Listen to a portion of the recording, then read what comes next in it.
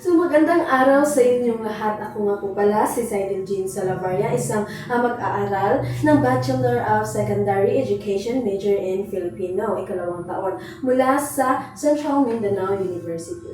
So sa video na ito ay aking ilalahad at ipapaliwanag isang pang-araw-araw na talata sa tala sa pagtuturo o lesson plan sa Filipino para sa ika-7 baitang. So, ang lesson plan na aking gagamitin bilang batayan ng aking lecture na ito ay inihanda ni Binibining Madhel Q. Ambiloria, isang pre-service teacher mula sa Bunhugo National High School. So, sa aking lecture ay ipapaliwanag ko ang mahahalagang bahagi ng lesson plan tulad na lamang ng layunin ng aralin, ang paksa o ang subject matter, ang daloy ng pamamaraan ng pagtuturo, ang paraan ng pagtataya o yung assessment, at ang panghuli ay ang akdang aralin. So, ang layunin ng presentasyong ito na maipakita kung paano maayos na naipaplano ang isang aralin upang maging makabuluhan at organisado at epektibo ang pagtuturo. So, mahalaga din na maayos ang lesson plan sapagkat ito ang nagsisilbing gabay ng guro sa buong proseso ng pagtuturo. So, sa pamamagitan nito, nagiging malinaw kung ano ang mga layunin ng aralin, ano ang mga gawain, ang isa sa gawa, at kung paano susukatin ang pagkatuto ng mga mag-aaral. So, ang paksa nga pala ng lesson plan natin ngayon ay ang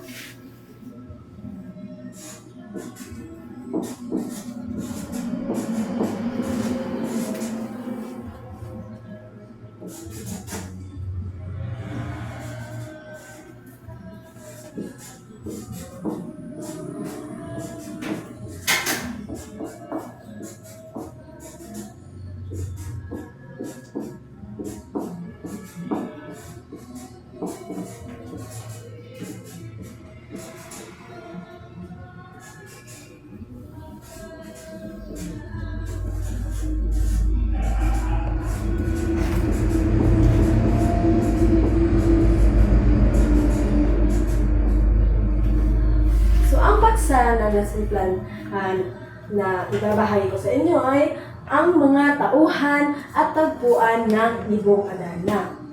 So, ang paksa ng lesson plan na ito ay alam naman natin na isa itong kilalang akdang pampanitikan sa Pilipinas, ang Ibong Adarna. At ang akdang ito ay mahalagang bahagi ng panitikang Pilipino sapagkat naglalaman ito ng mga mahahalagang aral tungkol sa kabutihan, sa katapatan, sa pagmamahal sa pamilya, at ang katapangan. So, ang unang bahagi ng lesson plan ay ang paglalahad ng layunin.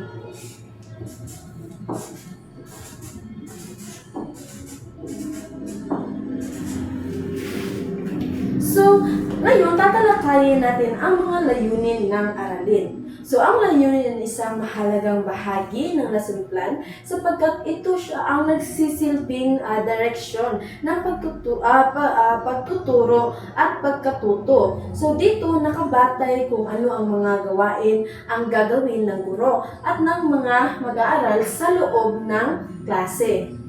So, ang lesson plan na ito, ang aralin ay nakabatay sa pamantayang pangnilalaman kung saan inaasahan ang mga mag-aaral ay maipamalas ang kasanayang komunikatibo, ang pagiging malikhain, at kritikal na pag-unawa sa akdang Ibong Adarna.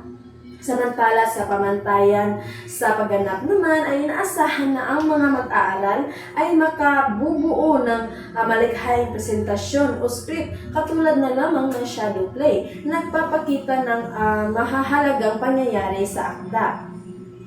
So, ang layunin nga pala ng lesson plan na ito, no, na sa pagtatapos ng aralin, ang mga mag-aaral ay inaasahan na una,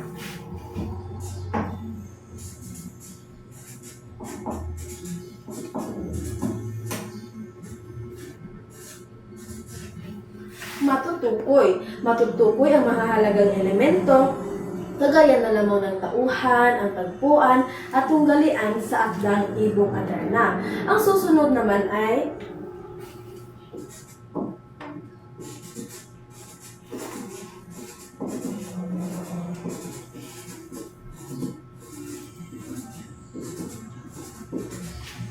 mapapahalagahan ang aral na makukuha sa akda sa pamamagitan ng isang maikling refleksyon. At ang pangatlo naman ay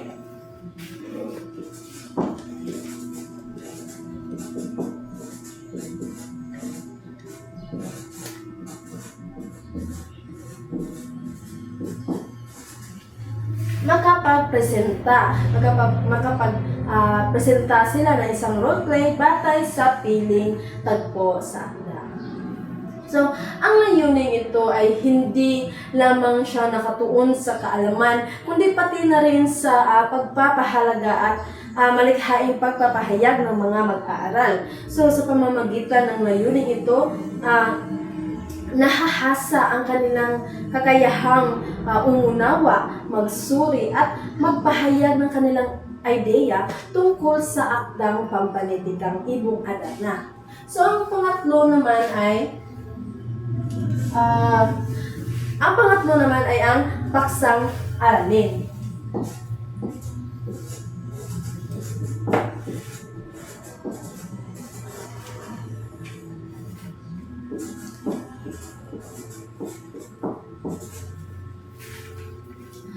So, ating tatalakayin ang paksa ng aralin. So, ang paksa ng aralin ay sinabi ko na kanina, ang mga tauhan at tagpuan ng Ibong Adarna. So, kagaya na sinabi ko kanina, ito ay kilala sa akdang pampanitikan sa Pilipinas at kabilang ito sa uri ng kurido, isang tulang pasalaysay na karaniwan ay binibigkas o inaawit at naglalaman ng mga pakikipagsapalaran ng mga tauhan. So, ang kwentong ito ay umiikot sa paglalakbay ng tatlong prinsipe upang hanapin ang mahiwagang Ibong Adarna na nakapagpapagaling sa kanilang ama na si Haring Fernando. Sa araling ito, mahalagang maunawaan ng mga mag-aaral ang dalawang mahalagang elemento ng kwento. So, ang unang elemento ay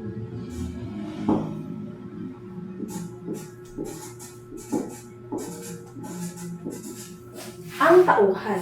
So, ang tauhan ay tumutukoy ito sa mga kung sino ang gumaganap sa kwento. So, kabilang na dito ang mahahalagang tauhan na kagaya ni Haring Fernando. Siya yung hari ng Birbanya na nagkasakit. Si Reyna Valeriana naman, siya yung asawa ng hari. At may tatlong prinsipe. Una ay si Don Pedro, ang panganay na prinsipe. Meron din sunod naman ay si Don Diego, ang pangalawang prinsipe. At ang bunsong prinsipe naman, siya yung pangunahing tauhan sa kwento, ay si Don Juan naman. So sa bawat tauhan ay may mahahalagang papel sa pag-unlad ng kwento at sa pagpapakita ng iba't ibang katangian tulad na lamang ng katapangan, inggit at kabutihan. So, ang pangalawa naman ay ang tagpuan. So, ang tagpuan ito ay tumutukoy sa lugar kung saan nagaganap ang mga pangyayari sa kwento. So, ito ay ilan sa mga mahahalagang tagpuan sa kwento. Una ay ang Haring Birbanya. So, ay kaharian ng Birbanya. So, ang kaharian ng Birbanya ay dito nakatira. Ito ay kaharian ng pamilya ng tatlong prinsipe. At meron din tayong Bundok Tabor kung saan matatagpuan ang Ibong Adarna at ang panghuli naman ay ang Pedras Platas. Ito ay isang lugar na may kaugnayan sa mga pagsubok na pinagdaanan ng mga tauhan. So sa pamamagitan ng pag-unawa sa tauhan at sa tagpuan, mas nagiging malinaw sa mga mag-aaral ang kabuuang daloy ng kwento. So ang ika-apat naman ay ang Pamamaraan ng pagtuturo.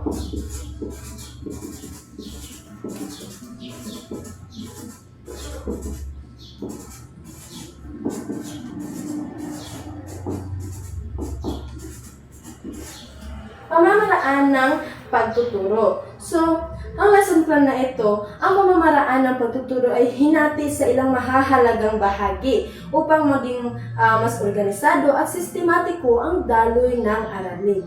So, una ay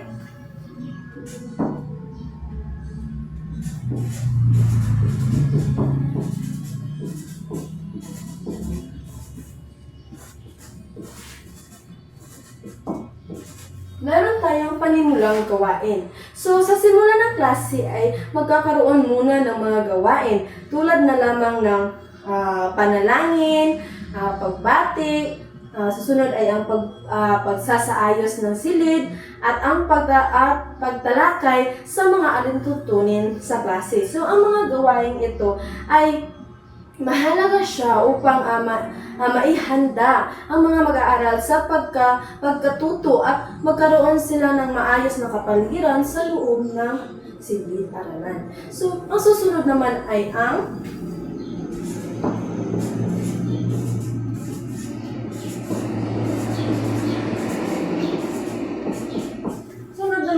pagganyak. So, ang pagganyak ay isang mahalagang bahagi ng aralin sapagkat ito ang nagpapasigla sa interes ng mga mag-aaral. So, sa lesson plan na ito, ginamit ang isang laro na tinatawag na puzzle ng tagpuan.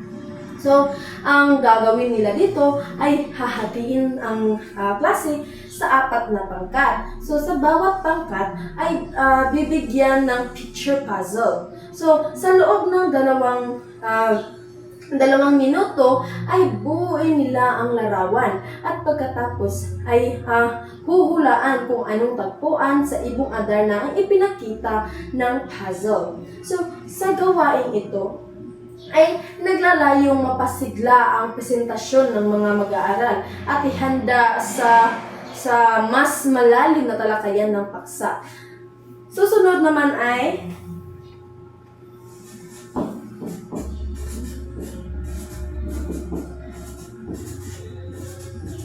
ang pangatlo naman ay ang talakayan. So matapos ang pagganyak ay susundan ito ng formal na talakayan. So, magbibigay ang guro ng mga gabay na tanong tulad na lamang ng sino ang mga tauhan sa kaharian ng Berbanya, sino ang hari at reyna ng Berbanya, ano ang mga tagpuan sa kwento. So, sa bahaging ito, ay magpapakita rin ang guro ng mga maikling video tungkol sa mga tauhan at tagpuan ng ibong Adarna upang mas malinaw at mas madaling maunawaan ng mga mag-aaral ang paksa. So, ang paggamit na pala ng visual na materials tulad ng video ay nakatutulong ito upang mas maging malinaw at mas maging kawili-wili ang pagtalakay ng aralin. Ang susunod naman ay ang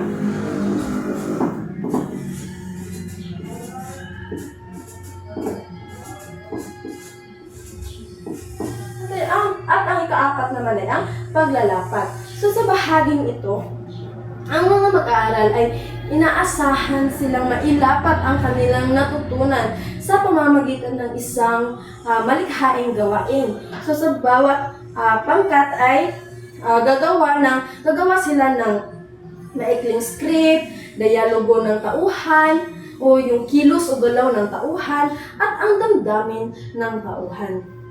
Pagkatapos nito ay magtatanghal sila ng maikling roleplay batay sa napiling tagpo sa kwento. So, ang layunin nga pala ng gawain ito ay malinang ang kredibilidad, ang kooperasyon at pag-unawa ng mga mag-aaral sa akdang pampanitikan ng ibong Adarna. At ang ikalimang bahagi naman ng lesson plan ay ang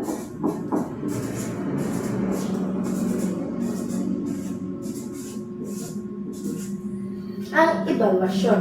So, upang masukat ang pagkatuto ng mga mag-aaral, magkakaroon sila ng maikling pagsusulit o evaluasyon. So, ang mga mag-aaral ay sasagot sa isang kalahating papel at may katanungan na iugnay sa kasalukuyan ang mga sumusunod na tagpuan sa Ibong Adarna at ipapaliwanag nila ito. So, ang tagpuang ito ay alam naman natin at ipinaliwanag ko naman kanina na ang mga tagpuan sa kwentong Ibong Adarna ay ang Bundok Tabor, ang Berbanya at ang Pedras Platas. So, sa ganitong mga paraan, nasusukat kung paano nauunawaan ng mga mag-aaral ang aralin at kung paano nila ito naiugnay sa kanilang sariling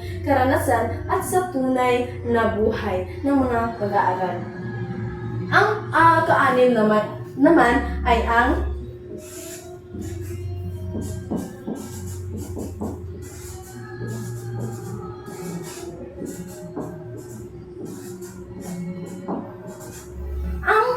takdang aralin o ito yung panghuling bahagi ng lesson plan.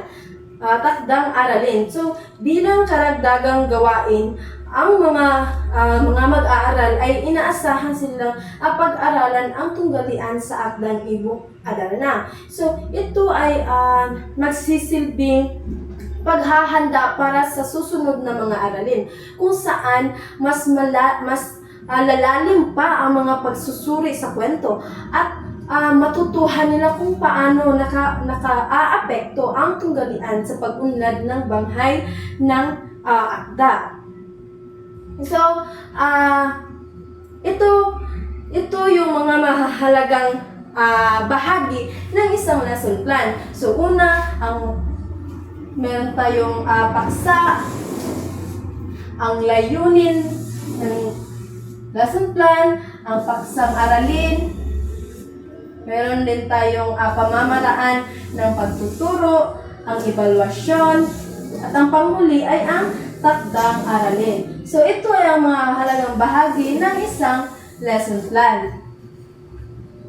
So, para sa kabuuan, ang lesson plan na ito ay nakatuon sa pagpapalalim ng pag-uunawa ng mga mag-aaral sa akdang Ibong Adarna. So, particular sa mga tauhan nito at mga tagpuan ng kwento. So, sa pamamagitan ng mga gawain tulad na lamang ng puzzle activity, ang talakayan at yung role play, nagiging mas makabuluhan, mas sigla at mas interaktibo ang pag-aaral ng panitikan. So, sa ganito ding paraan, hindi lamang siya natututo ang mga mag-aaral tungkol sa akda, kundi nahahasa din rin yung kanilang mga kakayahan sa pag-iisip, sa pakikipagtulungan at yung pagiging malikhaing nila, malikhaing pagpapahayag. So, bago natin ito tapusin, ay may sasagutan muna tayong mga katanungan. So, bilang bahagi ng pagsusuri sa aking inihandang lesson plan, mahalagang sagutin ang ilang gabay sa tanong upang higit na maunawaan siya kung paano nabuo at naipaliwanag ang aralin. So, una, curriculum design. So, ang katanungan is, how can a teacher design a lesson that aligns with the curriculum while still addressing the diverse needs and interests of the learners? So, maaaring magdisenyo ang guro ng aralin na nakaayon sa curriculum sa pamamagitan ng pagsunod sa mga pamantayan at layunin ng asignatura na nakasaad sa curriculum guide. Gayunpaman, mahalaga rin na isaalang-alang ang iba't ibang kakayahan, interes at paraan ng pagkatuto ng mga mag-aaral. So, sa aking ipaliwanag kanina sa lesson plan na gumamit ito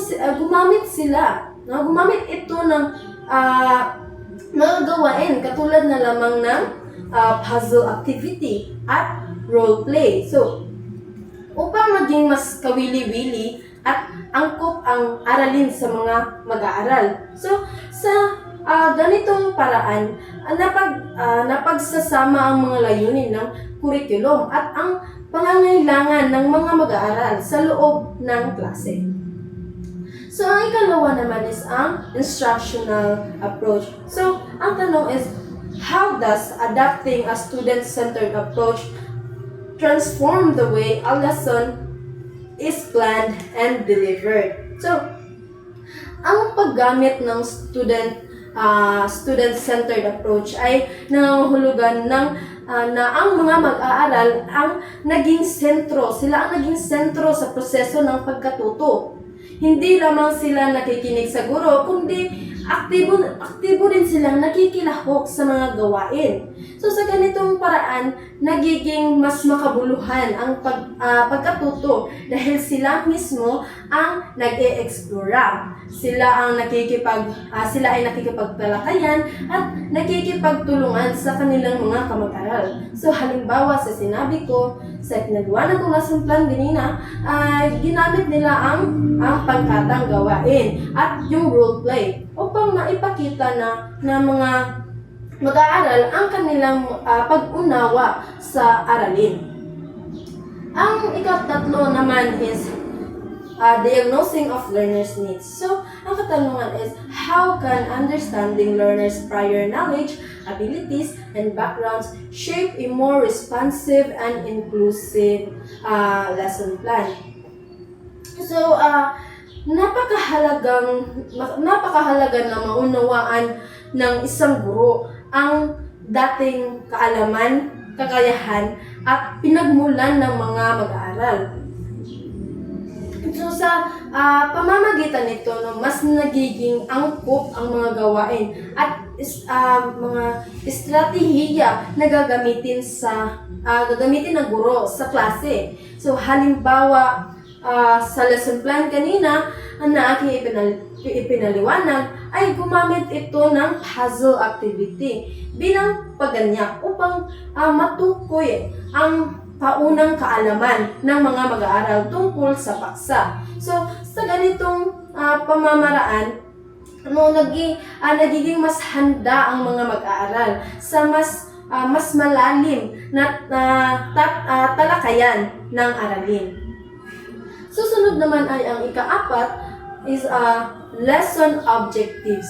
So, ang katanungan is, how should lesson objectives be written to focus on what learners will actively do and demonstrate? So, ang mga layunin ng aralin ay dapat malinaw. Dapat siya malinaw at dapat nakatuon sa kung ano ang kayang gawin ng mga mag-aaral. So, ano yung mga kaya nilang gawin ng mga mag-aaral sa pagtatapos ng kanilang aralin. So, karaniwan ay gumagamit ito ng mga pandiwang nagsasaad ng kilos katulad na lamang ng matukoy, maipaliwanag, o makapaghambing at makapagbigay ng mga halimbawa. So, mahalaga ito dahil ito ay nagsisilbing gabay. Nagsisilbing gabay ang mga layunin sa pagpili ng mga gawain at paraan ng pagtataya. So upang matiyak na natamo ng mga mag-aaral yung inaasahang pagkatuto. So dito naman tayo sa ikalima. So ang ikalima is yung content selection. So, ang tanong naman ay, how can lesson content be selected and organized to make the learning meaningful and relevant to student real-life experiences? So, ang nilalaman ng aralin ay dapat piliin sa paraang makabuluhan at yung may kaugnayan sa karanasan ng mga mag-aaral. Kapag naiugnay ang aralin sa kanilang pang-araw-araw na buhay, mas nagiging interesado